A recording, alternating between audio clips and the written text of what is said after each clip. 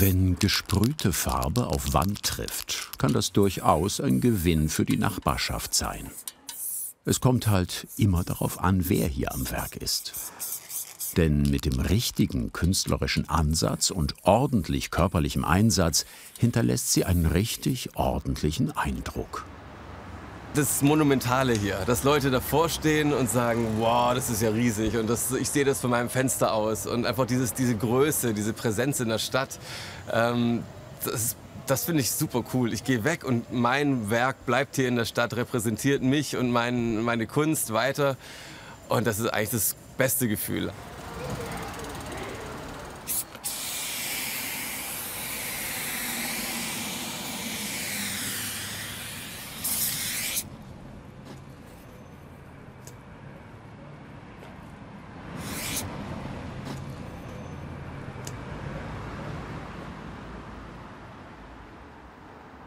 Eine große, graue Wand mitten in Stuttgart.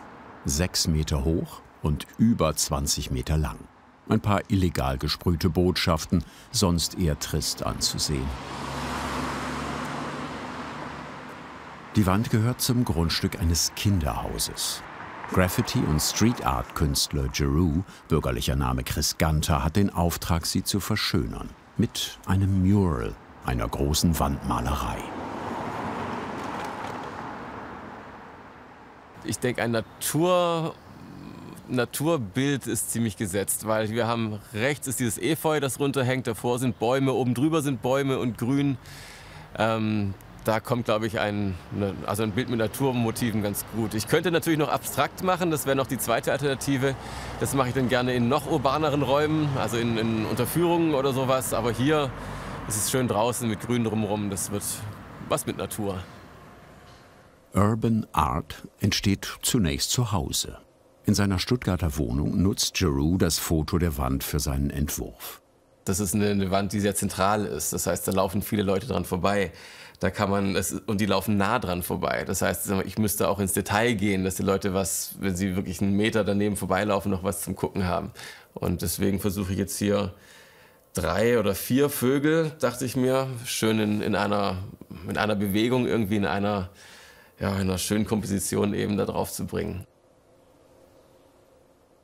Es ist bei mir immer auch eine Mischung aus grafischen Elementen, Jugendstilelemente viel. Also ich fühle mich sehr hingezogen zu dieser zeichnerischen Art, wie es eben im Jugendstil damals war. Das ist so die letzte Kunstrichtung, mit der ich mich noch voll identifiziere. Das ist eben sehr outline-basierend, also es geht wirklich um Linien und um Konturen. Ich denke, das ist wahrscheinlich der Weg zu einem eigenen Stil, ist Mischungen zu schaffen, die es so noch nicht gab. Crossover über die Centuries, über die Jahrhunderte. Ich nehme jetzt von 150 Jahre alte Zeichenkunst und werde die jetzt irgendwie vermischen mit Graffiti, mit der Power von Graffiti, mit den Farben von Graffiti, mit der Größe von Urban Art. Das sind einfach neue Kombinationen, die man jetzt machen kann.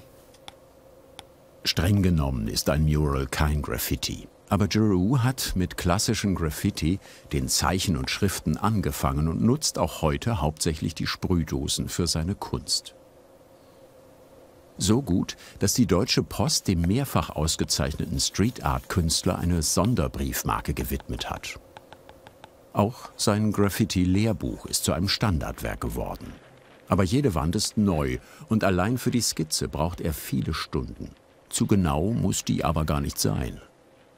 An der Wand selber entscheide ich immer noch Sachen oder was da dazugehört oder vielleicht noch was weglassen oder wieder wegmalen. Es soll schon noch ein kreativer Prozess werden, nicht nur das reine Umsetzen der Skizze. Es bleibt immer noch Spielraum für spontane Ideen.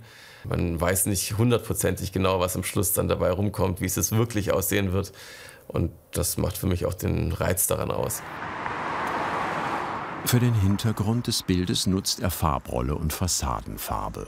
Und die ersten Spuren der Vorgänger verschwinden. Wenn es hier ein aufwendigeres Bild drauf wäre, dann müsste ich versuchen herauszufinden, wer hat das gemalt, vielleicht Kontakt aufnehmen, ihn fragen, ob das okay ist, wenn ich drüber gehe, ihm sagen, ich gebe dir 10, 20 Dosen, dann hast du die Dosen wieder rein, die ich hier über die übermale. Das wären sicher noch Möglichkeiten, die man sich überlegen müsste. Hier ist ziemlich viel politisch und da ist es in dem Sinn nicht nötig. Und obwohl er nur die Stellen rollt, an denen viel Hintergrund zu sehen ist, dauert das einen guten halben Tag. Über Nacht muss die Farbe dann trocknen.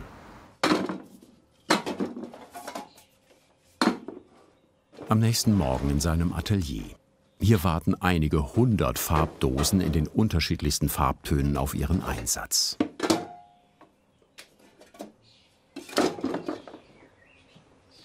Im Graffiti ist es ja so, oder im Urban Art, man kann die Farben nicht mischen. Das heißt, wenn ich jetzt einen blauen Ball machen möchte, dann muss der irgendwie halt auch von einer ganz dunklen Blau bis zu einer ganz hellen Blau alles da sein und vielleicht dann noch eine wärmliche Blau und eine, die ein bisschen ins Türkis geht, dass es halt einfach plastisch und echt wirkt. Klassisch denkt man bei Graffiti-Farben vor allem an leuchtende und grelle Farbtöne, aber das ist nur die halbe Wahrheit. Die klaren Farben, die müssen auch in Szene gesetzt werden. Das heißt, wenn man nur klare Farben hat, das sieht einfach oft nicht so gut aus, nicht so rund, nicht so plastisch. In der Realität ist ja auch nicht alles mit den Knallerfarben. Das heißt, ich finde es ganz wichtig, immer auch so ein paar tote Farben nehmen, also so Grautöne oder irgendwelche Beige-Töne als Hintergrund. Und dann eben diese Klarfarben draufzusetzen. Dann wirken die viel besser und es sieht viel realistischer aus.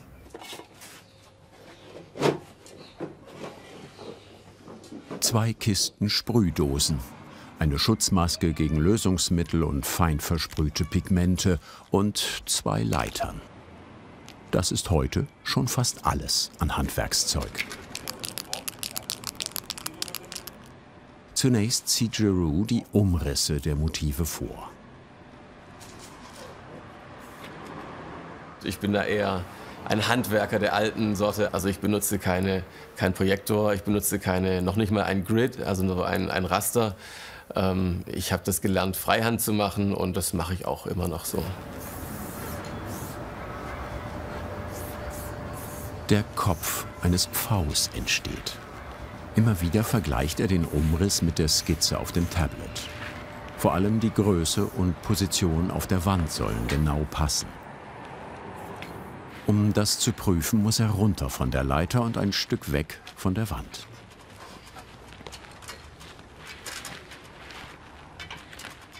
Wir haben jetzt hier den Rahmen eben, den wir gerade auch schon auf der Wand hatten und hier die Regenrinne. Und jetzt kann ich mich hier orientieren, wie jetzt der Vogel da drin liegt. Das ist tatsächlich mit das Schwierigste beim Erstellen eines Murals, dass man diese Proportionen auf diese Größe genauso hinbekommt.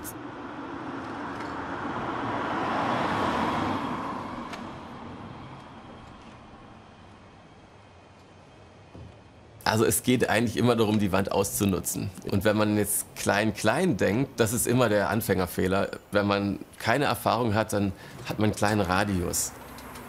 Das heißt, man muss wirklich groß denken. Das muss man erstmal lernen. Graffiti, öffentlicher Raum, das muss groß sein. Also das ist schon so halbes Tanzen dabei manchmal. Immer aus der Bewegung raus, deswegen, also halt vorher schon bewegen, draufdrücken, dann die Linie ziehen. Und weil wenn man das nicht macht, sondern zuerst draufdrückt und dann bewegt, dann kriegen wir diese Laufnasen und die will ja keiner. Also zumindest, wenn man sie nicht will, sind sie ganz furchtbar hässlich. Manchmal kann man sie einsetzen als Style-Element, aber im Normalfall will man sie vermeiden. Für die ersten Linien nutzt er helle Farben. Korrekturen werden dann dunkler oder andersfarbig, damit er die finalen Linien später auch erkennen kann.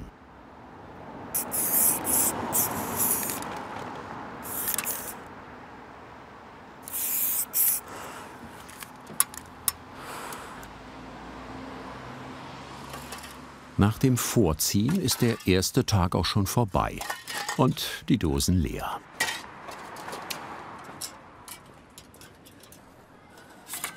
Am nächsten Morgen geht es an das einfache Füllen von Flächen. Dabei arbeitet Giroux von hinten nach vorne, also vom späteren Bildhintergrund in den Vordergrund. Denn beim Sprühen kann sich feiner Farbnebel ungewollt auf bereits gesprühte Flächen legen und die müsste man sonst wieder ausbessern.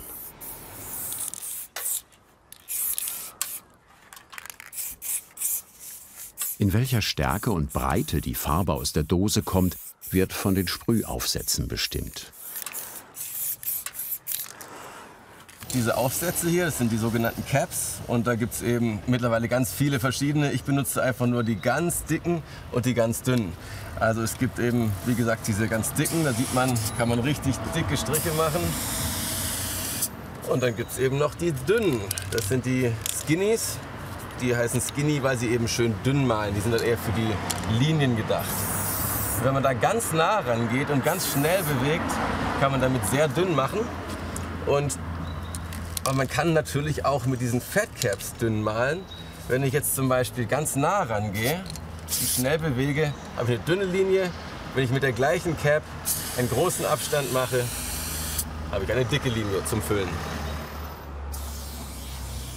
Mit dem Füllen verschwinden die nächsten Parolen.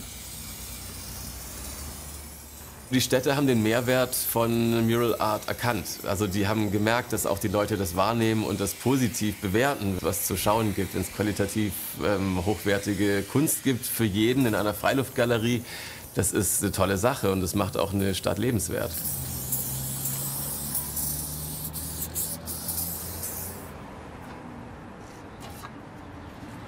Jetzt kommt der Vogel und ich will, dass der schön plastisch rauskommt, also nicht so flach. Deswegen brauche ich viele verschiedene Blautöne. Von ganz dunkel bis ganz hell werde ich mich jetzt da ja, an die Plastizität praktisch ranfühlen, so nach und nach.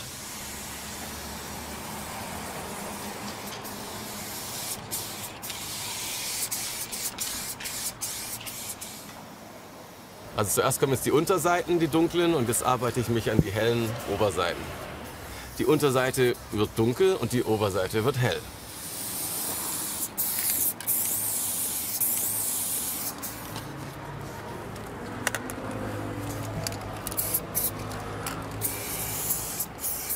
Die Farben mischen sich nicht.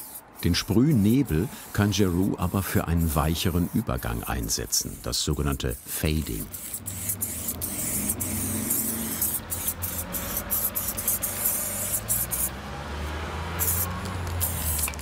Nah betrachtet sind die unterschiedlichen Blautöne kaum zu unterscheiden. Aus der Entfernung wird das schon deutlich.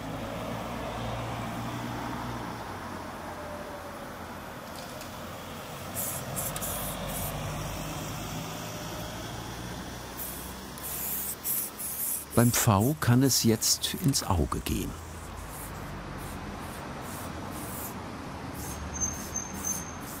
Jetzt hat man die Wölbung, jetzt habe ich das Runde vom Auge hinbekommen. Und jetzt kommt noch das Feuchte vom Auge mit so weißen Punkten drauf. Dann erwacht das Ding zum Leben so praktisch, weil dann hat man eine feuchte Pupille, die auch richtig glänzt, und dann lebt das Auge.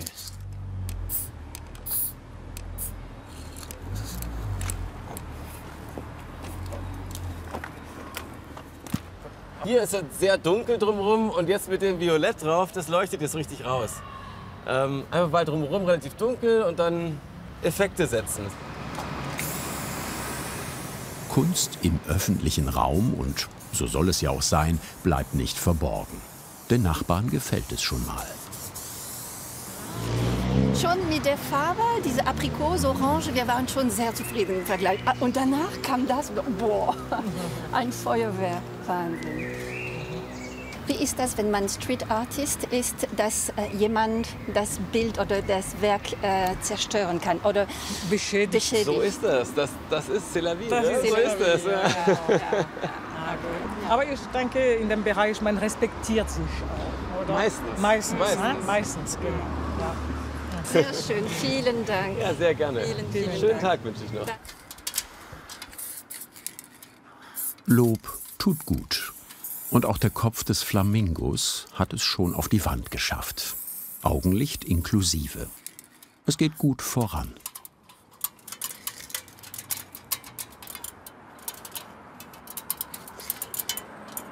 Aber der Künstler sieht das mit ein bisschen Abstand schon wieder anders. Das ganze Auge muss weiter hoch. Verdammt.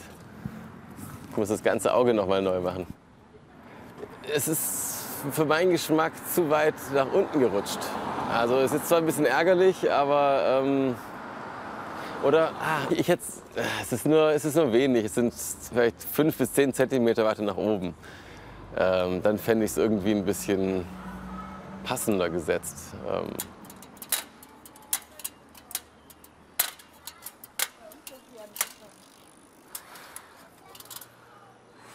Ich habe gelernt, es lohnt sich schon, das alles nochmal auszubessern und von mir aus nochmal drüber zu malen, auch wenn es weh tut. Aber es lohnt sich, wenn dann am Schluss das Resultat wirklich von vorne bis hinten stimmt.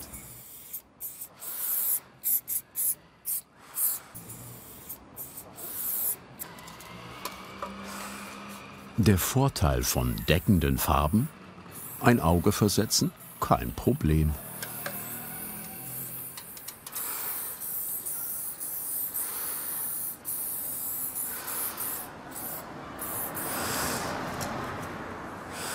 Also diese 5 cm, ich glaube, den meisten Leuten würde das gar nicht auffallen. Aber ich habe den irgendwie angeschaut und dachte mir, irgendwie stimmt da noch was nicht. Und dann habe ich es mir einfach visualisiert, wie es 5 cm weiter oben aussehen würde und plötzlich hat es gestimmt in meinem Kopf. Und deswegen bin ich der Meinung, es gehört 5 cm weiter hoch.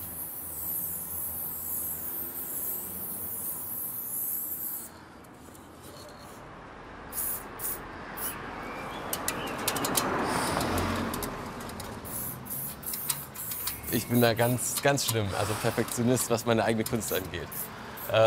Wenn ich dann denke, diese 5 cm, tolles Bild, aber diese 5 cm, hätte ich das doch noch gemacht. Und dann plötzlich sehe ich nur noch diese 5 cm und denke mir, und sehe nur noch diese Fehler. Ich kann die Schönheit der anderen Motive dann gar nicht mehr genießen. Und deswegen habe ich gelernt, es lohnt sich dann noch mal irgendwie insgesamt auf die ganze Wand vielleicht noch mal 1-2 Stunden extra reinzubuttern, dass man dann auch wirklich zufrieden ist.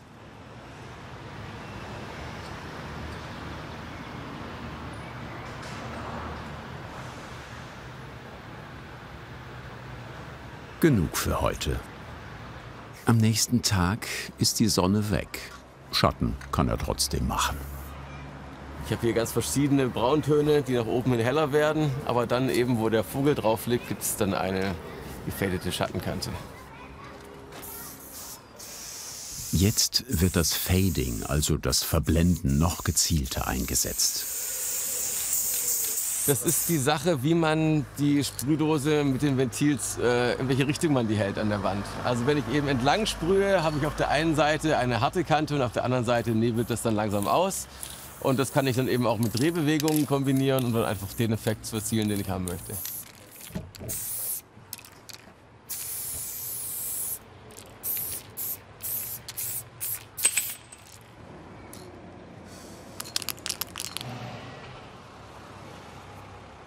Der Schatten unter dem Pfau sitzt.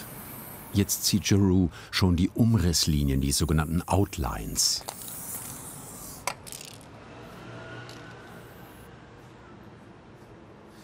Das sind jetzt so die Umrandungen, also um dem Ganzen so eine Kontur zu geben. Das ist einer der wichtigsten Steps, also der wichtigsten Schritte ist halt, das Ganze damit so richtig klar und deutlich dann jetzt zu markieren. Plötzlich entsteht das Bild so richtig deutlich vor den Augen, so durch diese schwarze Umrandung.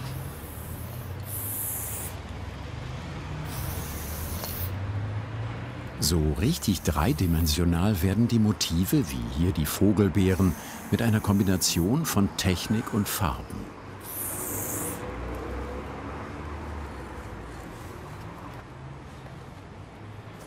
So, ich habe jetzt angefangen, die Outlines zu ziehen und als nächstes werde ich jetzt ein bisschen Licht und Schatten draufsetzen. Wenn ich jetzt mit der Schwarz nach unten fade, also praktisch hier eine Schattenkante reinsetze, habe ich hier schon mal ein bisschen den 3D-Effekt verstärkt. Und wenn ich jetzt noch Licht draufsetze, also praktisch hier noch ein Lichtreflex und direkt an der Schattenkante noch einen zweiten Lichtreflex, vielleicht in einer anderen Farbe,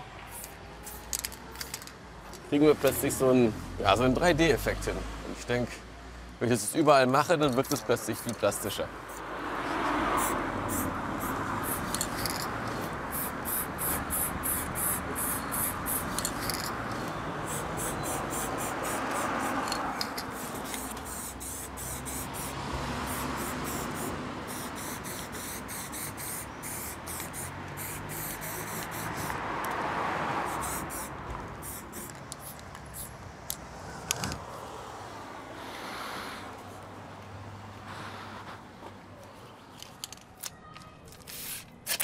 Für das nächste Motiv klebt Giroux die Umrisse ab.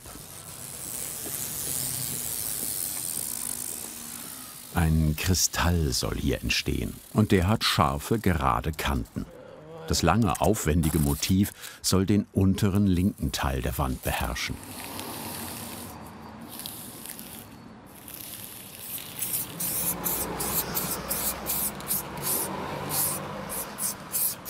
Hier geht es weniger um knallige Farben als um realistische Lichtdurchlässigkeit.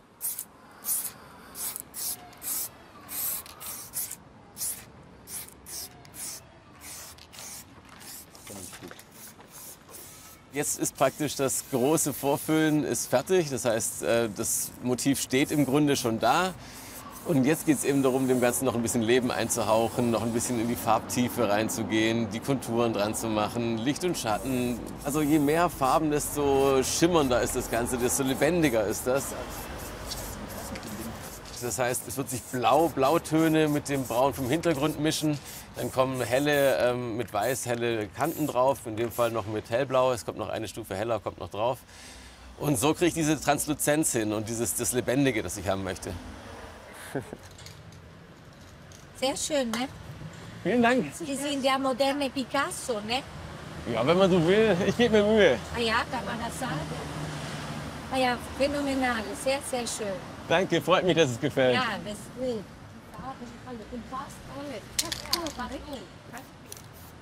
Begegnungen mit Passanten gibt es immer wieder. Mal wird nur geschaut, andere suchen das Gespräch. So eine farbige Veränderung in der Stadt ist für die Menschen, die täglich an dieser jahrelang grauen Mauer vorbeikommen, einfach ein Gesprächsthema. Wie viel Arbeit allein in den Kristallen steckt, bekommen die meisten aber dann doch nicht mit. Die Kristalle sollen ja durchsichtig erscheinen, deswegen nehmen sie nur die Umgebungsfarben auf. Hier haben wir so einen Blauton, deswegen wird es auch hier blau. Und dann haben wir hier oben noch eine starke Farbe, nämlich dieses Rot. Das ist hier auf dem Kristall, was direkt angrenzend ist, noch sehr klar. Und hier haben wir dann nur noch so einen, so einen Fliederton, der so leicht abstrahlt. Und ansonsten nimmt das halt immer so diese gesamte Umgebung mit auf. Die Sprühumgebung meint es an diesem Tag nicht gut mit dem Künstler. Regen. Solange die Wand noch trocken ist, kann er weitermachen. Ist sie aber einmal nass, hält die Farbe nicht lange. Das wird nichts mehr. Aber auch das gehört einfach dazu und ist auch nicht schlimm. Die Farben waren eh fast aufgebraucht. Am nächsten Tag packt Giroux wieder seine Kisten und kann dabei aus 350 Farbtönen auswählen. Früher hatte er nicht so viele Farben, da reichten ein paar Dosen in einer schnell gepackten Tasche. Naja, als Teenager habe ich auch einiges illegal gemalt, habe dann aber auch schnell Stress bekommen mit Polizei und Gerichtsverhandlungen und so weiter. Und ich für mich habe dann entschlossen, dass ich weitermalen möchte, aber vielleicht nicht mit den Konsequenzen, die dann weiter auf mich warten würden, wenn ich das so mache. Und dann habe ich aufs legale Malen umgeschwenkt, habe eben gedacht, ich will trotzdem irgendwie meinen Fame bekommen in der Szene. Wenn ich das nicht mehr durch mein illegales Tun kriegen kann, muss ich jetzt halt besonders gute Bilder malen und durch meine Qualität mehr Namen zu machen. Überall in Stuttgart, aber auch in anderen Städten, international und auf Festivals, sind seine großen Wandbilder zu sehen. Natur, seine geschwungenen Vögel und die vielen liquiden Verbindungen zwischen den einzelnen Motiven sind dabei zu einem Markenzeichen geworden.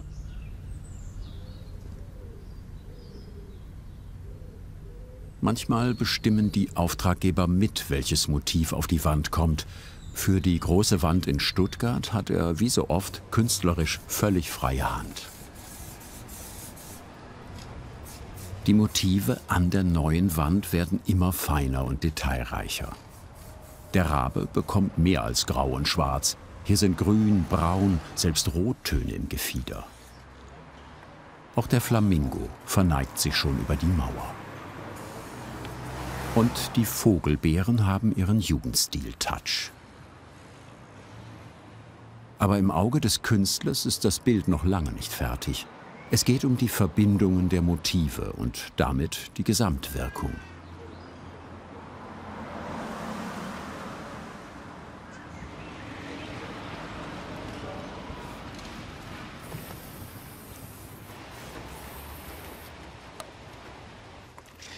Ich will jetzt am Schluss das Ganze noch so ein bisschen zusammenbringen als eine Einheit.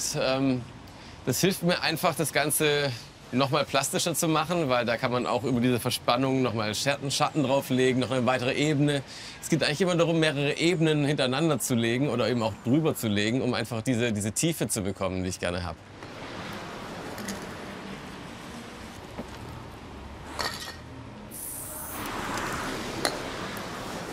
Jede weitere Ebene bekommt wieder eigenes Licht und Schatten. Die glänzenden Kugeln und langen Fäden verspannen die Motive untereinander.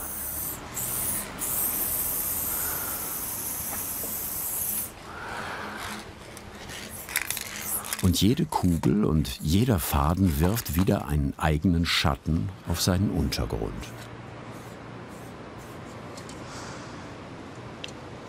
So tritt aus einer zweidimensionalen gemauerten Leinwand nach und nach ein plastisches, dreidimensionales Bild. Viele Leute denken, jetzt ist es eigentlich fertig und jetzt passiert nicht mehr viel, aber mit so einer weißen Sprühdose kann man noch sehr viel machen. Also einfach alles, was irgendwie glänzt oder leuchtet, das macht man mit Weiß. Das heißt, diese letzten Highlights, diese Sparkles, die kommen jetzt drauf.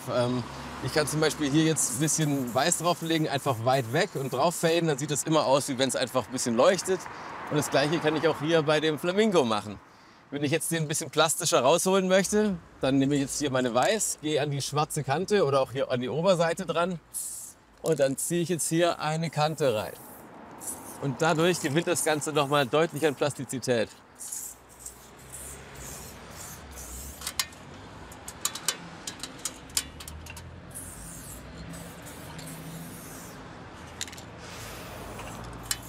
Sechs Tage Arbeit, 150 Dosen Farbe und viele Sprossenkilometer später ist das Mural, die Wandmalerei, fertig.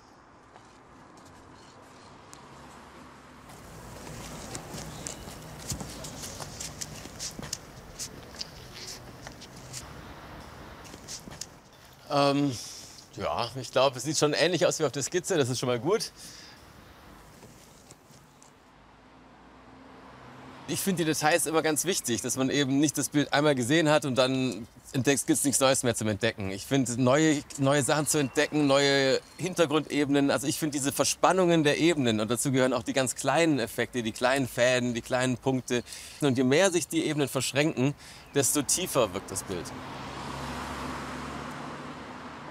Jedes Bild ist so ein bisschen das eigene Kind. Man investiert sehr viel Zeit, Energie, und ich glaube, das ist meine treibende Kraft, diese Motivation, immer dran zu bleiben, versuchen, immer das noch bessere Bild zu schaffen, das noch perfektere Bild. Es gibt kein perfektes Bild, das ist auch gut so, aber die Jagd danach, die hält mich, glaube ich, immer an der Kunst dran.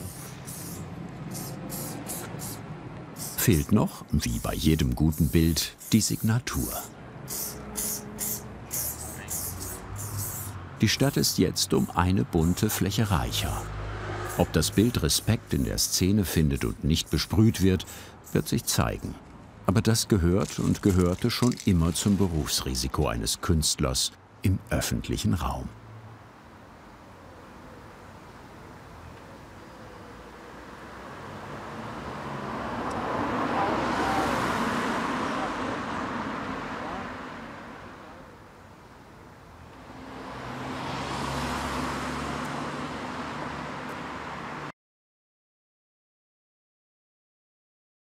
Fasziniert dich Handwerkskunst genauso wie uns? Dann jetzt den Kanal abonnieren und keine Folge verpassen.